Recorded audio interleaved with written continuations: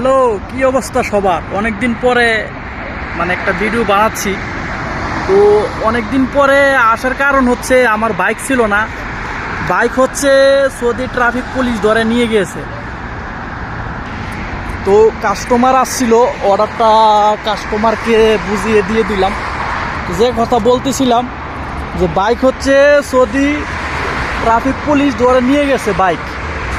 ওই বাইক সারিয়ে আনতে গেলে যার নামে বাইক সে যেতে হবে, আর যার নামে বাইক সে হচ্ছে বাইক বিক্রি করে দিয়ে চলে গেছে দেশে, পাকিস্তান।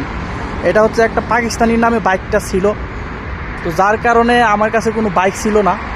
তো গত 18 তারিখে আবার একটা বাইক নিয়েছি। এই যে এটা হচ্ছে হোন্ডা ইউনিকর্ন আগেও ছিল, ওইটাও নিয়ে গেছে মুরুল। তবে ওইটার হচ্ছে কাগজপত্র ছিল না। তো এটা আবার নিয়েছি, এটার আবার ইস্তামারা আছে, কাগজ আছে, সবই আছে। যাই হোক, কাজ করতেছি আবার। এই কয়েকদিন হয়েছে আইডির সমস্যা ছিল, আইডি বন্ধ হয়ে গিয়েছে, যার কারণে কাজে কামে বাড়িতে পারি নাই। তো অনেক দিন পরে আপনাদের সাথে দেখা হইলো।